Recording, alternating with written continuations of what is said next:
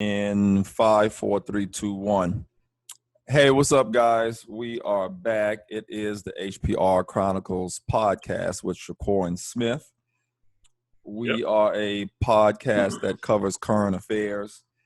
Just a quick background if you're joining us for the first time. I am a film director, writer, producer.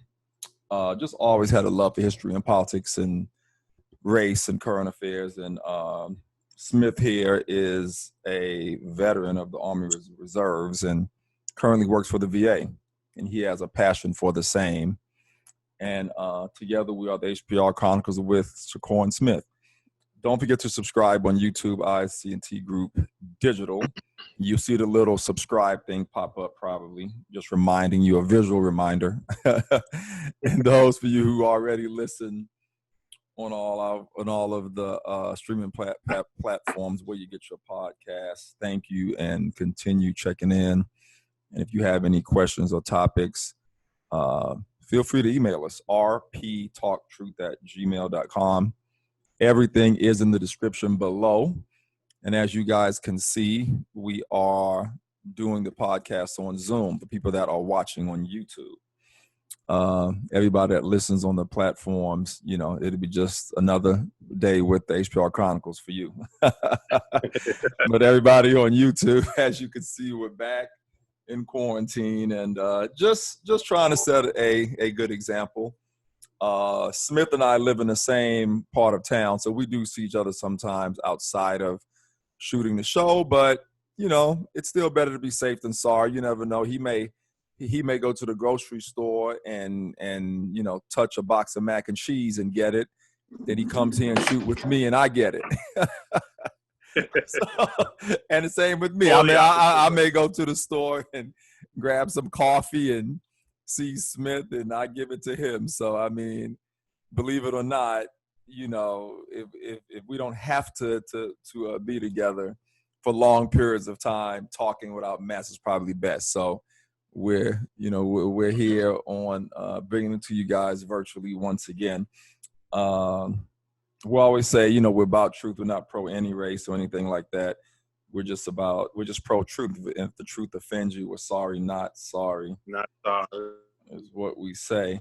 If you're watching us and or listening and you hear glitches or interruptions, it's probably because everybody is on YouTube these days. Everybody's on Zoom, on using their internet, because a lot of people are at home. And I noticed how our internet has become interrupted because there's more people using the bandwidth, which makes a lot of sense. When I called, Spectrum, that's what they told me. There's just so many more people at home now using it that, it is what it is, which is interesting. One of the things I want to touch on, Smith, before we really get into the COVID news and what else is going on around the world, is what happened with Nick Cannon. I don't know if you guys heard on his podcast, Cannon's Class, he made mention of Africans being the true and first, Jews and their Hebrew and stuff like that. And he was actually fired from Viacom because of it. He lost his Wild 'N Out show and, other production deals he had and stuff like that. And the saddest part about this story, guys, is that if Nick studied the history, he will see that he actually got fired for something that's not even true. You know what I'm saying? We as a people are not a monolith. So to say we're all Hebrews and we're the original Jews is just the furthest thing from the truth. And it's just a pile of crap. If I could just not curse, that narrative is some. And matter of fact, I had the guy who actually started that, and let me give you his name. The guy that started this narrative that we are the original Jews, the black, Israelites, Hebrew Israelites. Let me give you his name. But again, it sucks that first Hebrews, maybe. Yeah. Was that the term he was? Yeah. So, Yeah, that's the term he used. Uh, so the Black Hebrew Israelites, also called Hebrew Israelites, are a group of African Americans who believe they are the descendants of the ancient Israelites. To to varying degrees, Black Hebrew Israelites incorporate certain aspects of the religious beliefs and practices of both Christianity and Judaism. Though they have created their own interpretation of the Bible, many choose to identify as Hebrew Israelites or Black Hebrews rather than Jews in order to indicate their claimed historic connections. The Black Hebrew Israelites are not associated with the mainstream Jewish community, and they do not meet the standards that are used to identify people as Jewish by the Jewish community. They are also outside of the fold of mainstream Christianity, which considers Black Hebrew Israelism to be a hearsay. You know what I'm saying? A hearsay, HERESY. Heresy? Yes, yeah, they consider it to be a heresy, whatever that means.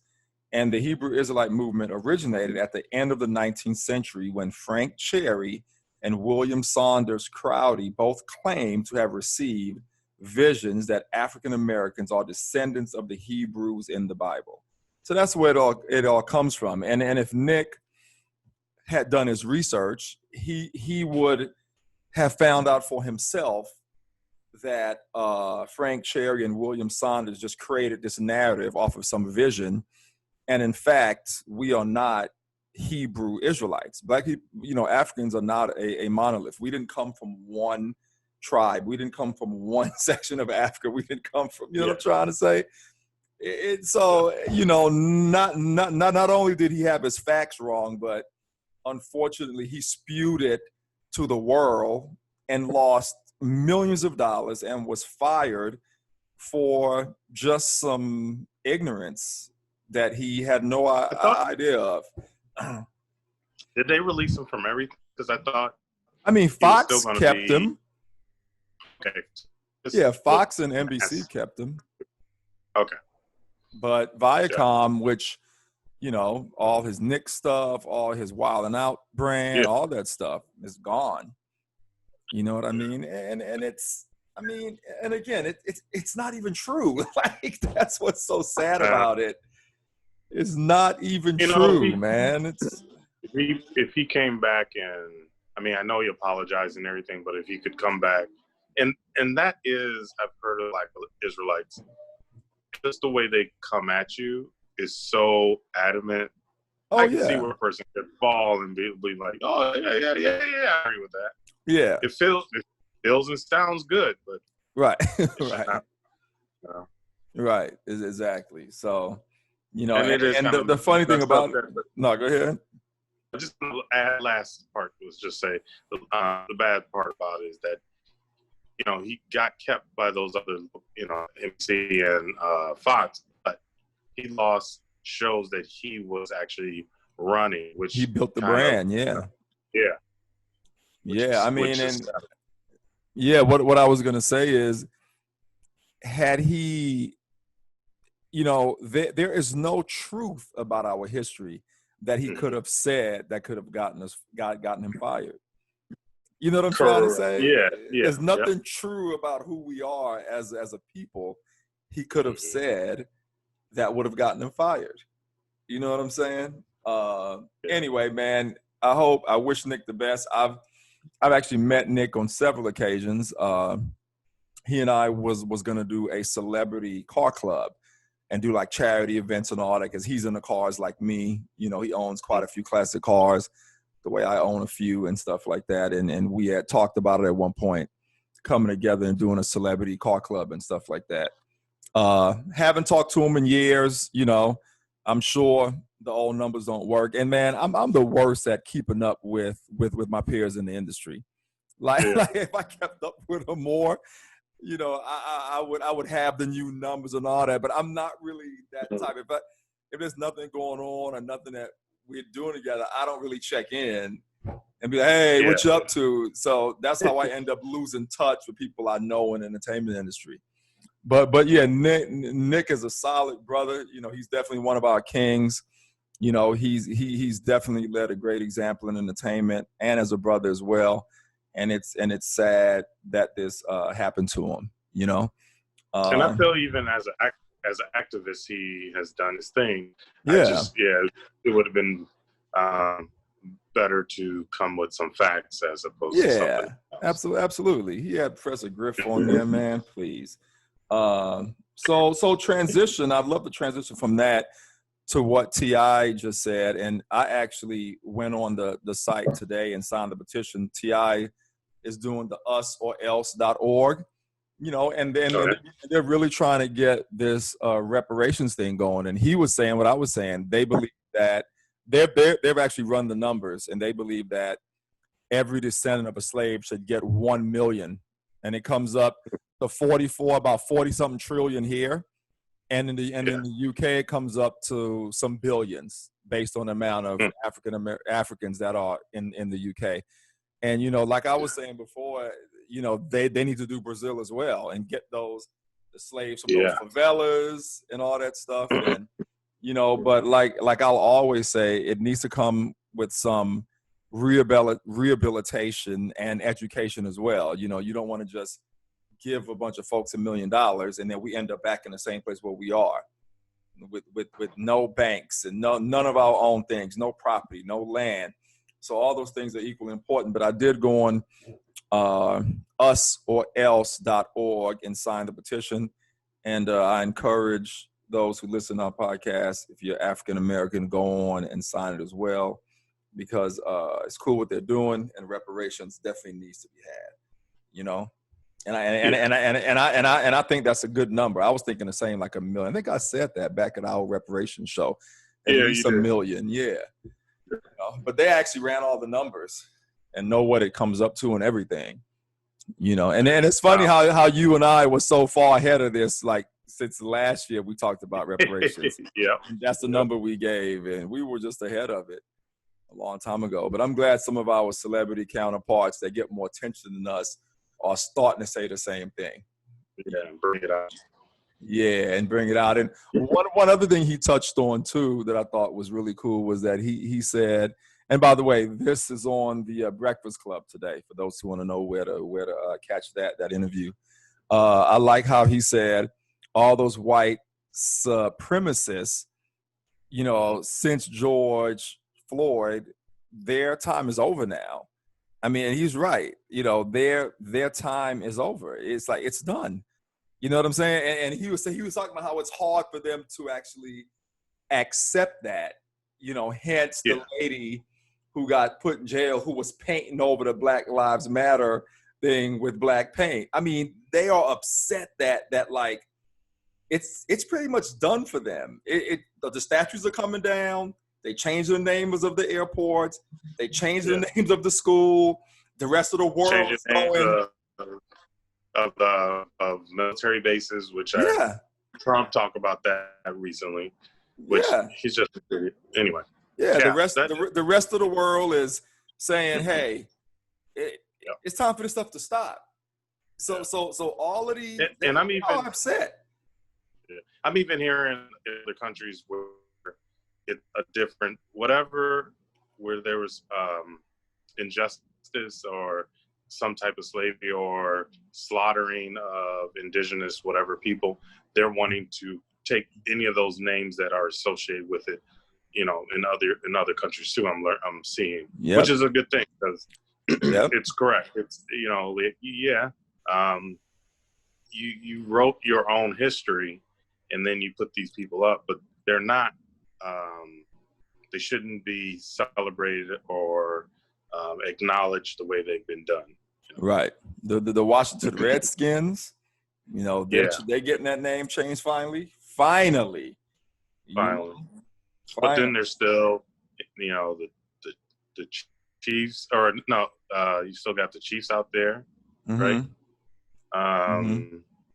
And baseball has some teams. Even Chicago has the Blackhawks. So I don't, you know, there's a lot more to go. I was going to also mention it was kind of interesting in NASCAR, which I was impressed. I'm still impressed with the message they brought. Yeah. It sucks that the fans ended up still sticking with their ways. Recently, Bubba was in a race, crashed, and supposedly, when he was introduced, there was booze, Oh, and there was serious. Confederate flags in the stands. Interesting. And then when he crashed, he crashed and people cheered. Wow, interesting. Yeah, like So, I said, like I said, they are upset that yeah. they have to act right and treat everybody as one. I mean, and it's that simple. They got to clean their act up and treat everybody as one. They are not happy that we can finally get some equal rights. I mean, it's just interesting to me that's bothering them. I mean, it's like the equal rights was there, but the fact that we're demanding that we actually get treated equally, right? It seems like right, exactly, yeah. right. Yeah, that I mean, it's a big problem for some. You can't treat them equally. Absolutely not. Like, you know what I mean? Yeah, man. It's crazy. It's crazy, man. So, transition to the COVID news. Go ahead. So, I was going to go to COVID and say I was actually shocked to hear. And I thought, like, in Bizarro land, when Trump said it was patriotic to wear a mask. Yeah. And so, crazy. Definitely was like, did he really just do that? And I got to say, again, if he does things right, but he still wants to be... Anyway, he has said it's patriotic to wear it or not wear it. To wear it. To wear it. Oh, okay. Yeah, he's now flipping the script and saying that he's for it. Americans need to wear masks. Yeah, so I think the science is hit. It is kind of, he still says the wrong words. Like, things are still tremendous. Things are gonna, the virus is still gonna just disappear. But he did make a statement that everyone should be wearing a mask. Right. Well, you know what? I just wanted to end, if he would have done it sooner, I think but he may be able to change some things around, which kind of, makes me nervous why I would have just let him continue on talking like, the way he was. Because, anyway, no, I was just going to say, I don't think the science finally hit. What I think is his campaign manager finally hit. And told him, I'm sorry. If I said science, if he don't, get him out, I agree. Yeah, and told him if he don't change his narrative, he's going to keep being down in the national polls. I think that's the only reason why he switched up and put his mask on. You know what I mean? I even heard Kellyanne Conway say when he was doing the briefings every day, he was up in the polls. That's why he just started doing them again. Minus Fauci. Yeah, he's doing them again now. The COVID briefings every day. Because they told him, look, man, when you were doing the briefings, you were up in the polls. Why'd you know what I mean? That's the only reason why he's doing it again. It's but he's still calculated. I mean, the one thing I do agree his campaign manager was fired, so they brought in someone new, and I'm sure the first thing that person said was, you got to switch and change and wear a mask. You've got 140, almost 150,000 people who have died from it. And you're acting like it's not, like you said, we'll recover, but what about those lives are gone? Those lives and the fact that things are rising back again is not good to me either. So. Right. And you know what? To be honest with you, Crispy, I think it may be too late, to be honest with you, because I still see on the news every day people fighting over not wanting to put masks on and not. I literally just left the grocery store and the lady behind me in the line didn't have her mask on, and the clerk had to go, ma'am, do you have your mask? And she's like, oh, sorry. And she grabbed it and put it on real quick. You know what I mean? And I see on the news every day people still fighting over not putting their mask on, protesting and everything. So where it may help some, I honestly think it's like a little too late for Trump trying to change the narrative all of a sudden. I think all the conspiracy theorists that was following him, I think they're convinced that the mask is taking away their civil liberties, and they've politicized wearing masks. And I think most of them, whether they're forced to wear it or not, they probably ain't you know what I'm saying? They ain't gonna do it anyway. Yeah. It'll be interesting. That's what I think. To see if it, because he only said it just the other day, so we'll see if that carries through, because people they do tend to listen and follow him. I just wonder if now because one thing I will say I've heard or kind of noticed is, people who would identify as Trump supporters make comments about masks and social distancing. They'll also make comments that they're staying home. They aren't actually all going out. I mean, some do, but I think there are some who realize that this is an issue, and then they stay home. You still complain about it from home or wherever. You know what I mean? Right. Which I don't get it, but okay. And you know what? More importantly, he needs to mandate it. He said he still hasn't done that. He should mandate it. Yeah, correct. He needs to come out and say, "Hey, this is it. We need this. It's required. I'm mandating every state, every county to make mask a requirement." Until he does that, you're still gonna have his followers going, "We know he just did that just to satisfy the Dems." Or whatever conspiracy they got. Which is weird, because they're gonna have to they're gonna have to twist it differently, or they're gonna be like, I'm interested in how it's gonna get twisted, because he was winning the Dems by not wearing it. So how is he winning? Unless I don't know. So that'll be an interesting one to see. That'll be an interesting one to see.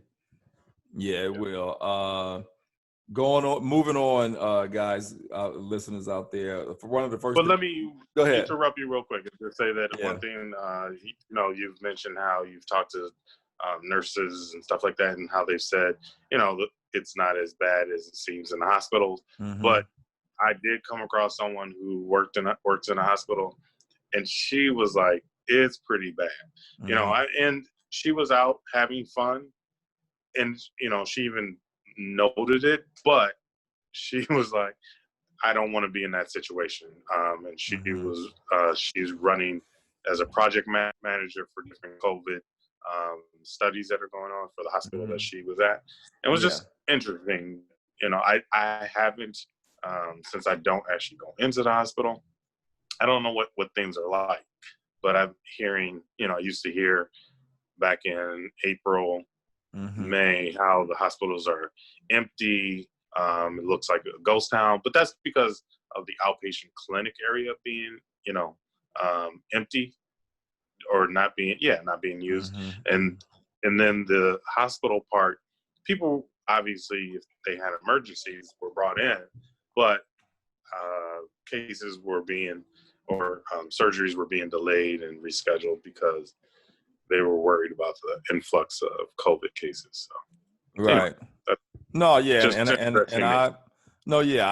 talked to someone just as recently as last night who was telling me that, and that she knows of doctors and stuff like that, who a doctor friend of hers actually who works at the hospital. I forget in which city, and she was saying the same thing, that even though they say it's not affecting. It's not affecting you unless you have underlying conditions. 5 people just died under his hands that were like 40 years old, just over 40, no underlying conditions, and they died from COVID. So again, who knows exactly what's going on with that whole thing, man. I do know the biggest thing. Go ahead. No, I was just saying, I do know the mortality rate is still super, super low. I do know that. Yeah. No, I do agree with the mortality rate. I just think, I don't know. I know I don't want to go through, because I hate when I get sick and I'm coughing real bad. Yeah. Just in general. But to have something that will be so, prolonged, or how intense I'm hearing. But if I'm lucky enough to have had it and it was very minor or mild that I didn't even know, that works. But because we don't know enough about all the research hasn't come out, You don't know if that's a good sign that you've had it already or if it's a bad sign. So got you. That leads me right into my next topic. They were talking recently about COVID and the flu combined. What's going to happen when flu season comes up in a few months, and it actually combines? I mean, that's going to be an interesting time, Crispy. You know, I know a producer, Ilya, who he listens to our show, and I was talking to him the other day, and he had caught the flu, and they thought it was COVID, but it was just an early flu, you know, and he went, and it was just an early flu. You know what I mean? And what's going to happen when that combines this fall? You know, I mean, will people have the flu and COVID at the same time? Will already having the flu weaken you, which it will, and cause COVID to come in? Because I'll tell you this: the handful of times I've had the flu in my entire life, it all attacked me when I happened to be down, when I happened to be hurt and not working out and sweating every day like I normally do. Was the only time the flu has ever gotten me, ever. Was when I just couldn't be in the gym, sweating the way I do and working out, and I was down, you know, because I was hurt. That's the only time I've had the flu, the only times. So imagine getting the flu and becoming weak because of the flu, and then having COVID come in on top of that. No, I can't. I don't want to imagine. I mean, I can't. That would be scary, you know. So this is going. We're still in summer. We're starting. Well, yeah, we're in the middle. We're still in summer. So, but just the fact that around the corner is going to be flu season does make it scary. So, you just gotta. We're going to be inside until next year. Man. I didn't even bottles remotely. Yeah. On Zoom. Again, I didn't even think about that until they brought it up. You know. Yeah. They were saying how it's also going to be hard to tell if it's COVID symptoms or flu symptoms. And everybody's gonna be worried, like, do I have the Rona or do I have the flu? You know what I mean? So, I mean, if they don't get this testing down and all these negatives that are, people who are positive but actually show up negative, they don't find out until they get a scan of some sort. Like, that doesn't change. It's just going to be, it's going to be bad. Yeah. Obviously. So, and he kind of warned people about it, you know, and just I want to repeat. Yeah. Oh, go ahead. No. And then I was going to say, what do you think about, you know, the White House directing Health and Human Services, you know, to have the CDC report directly to them instead of directly to the people? That's crazy. The hospitals now, the hospitals report to the White House as opposed to CDC. Right. They're going to report to Health and Human Services, which the White House controls. Instead of CDC. Right. Yep. Well, he's going to obviously he's going to put a spin, but the question is going to be, will the spin work compared to what? Because it's all going to come from the White House too. But I don't know, interesting question, because they're going to make it look like however they want it to look, which is going to be all positive. And, you know, are we going to be getting accurate information some way? Is there a way for the local governments to still get information from the hospitals directly, or do they get to circumvent and go straight to the White House, which does help in HHS? Yeah. So, well, I don't know. What do you think? I think exactly that. They are going to get the information, not give it to us, and when they do give it to us, spin the narrative to make it sound better than it actually is. So Trump can get the country open back the way he wants to open it without us having the facts on what the cases are and what's exactly going on. Why else would they want it to be directed to them instead of the public? To the CDC. To the CDC, right? Yeah. Who actually reports to the public? That's why I keep saying the public. Okay. Yeah. Yeah. There was also when Trump and his mask thing. There's a store called Winn-Dixie. Mm-hmm. I've never been to. Oh yeah, I used to go to Winn-Dixie. I just saw some in Baton Rouge. Yeah, I just shopped there in Florida and Georgia. Yeah.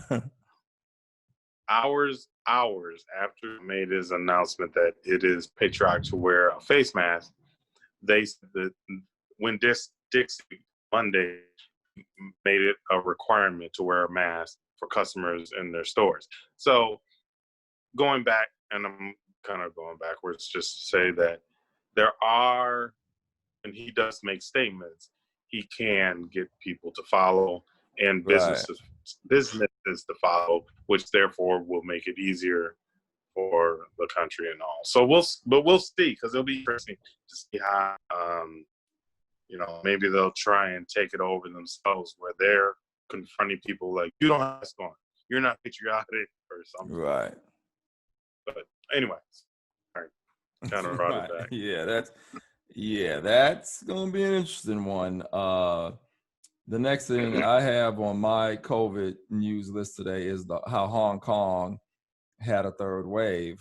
They were doing really good, but yeah, and so now they've had 300 plus cases, as opposed to 66 the entire time when it all started. They've had a third wave come in, and Hong Kong has been doing the best at mitigating COVID, having everybody wear masks.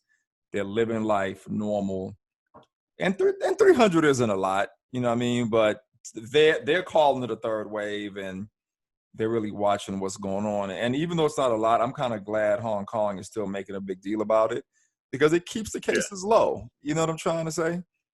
300 isn't a lot, but they are saying that it looks like they have a third wave going on.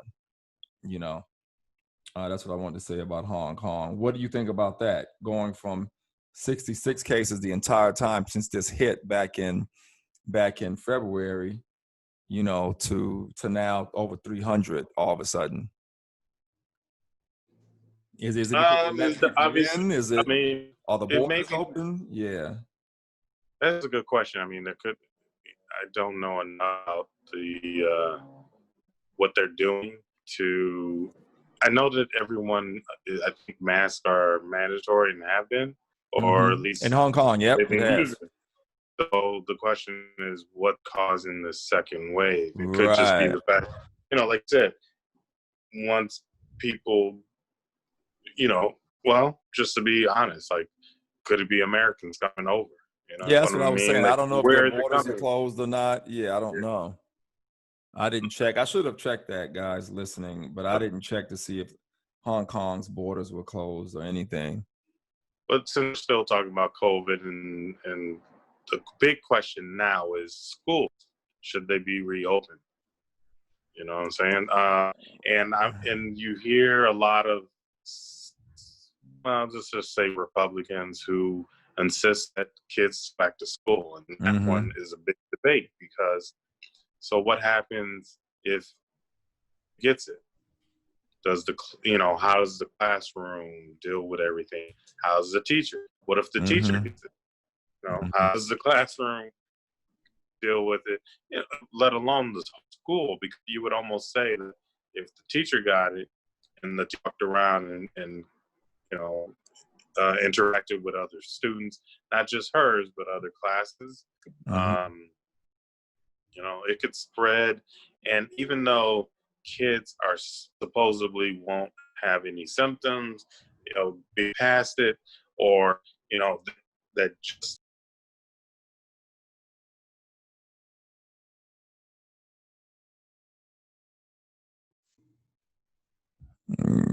Hey, are you back?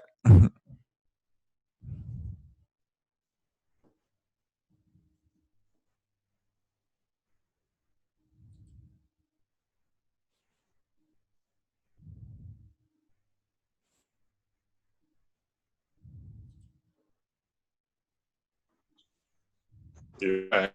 You're Yeah. back. Are you back? Yeah. Yeah. Sorry, guys who are watching. The bandwidth is low, like I was saying. Where'd you lose me?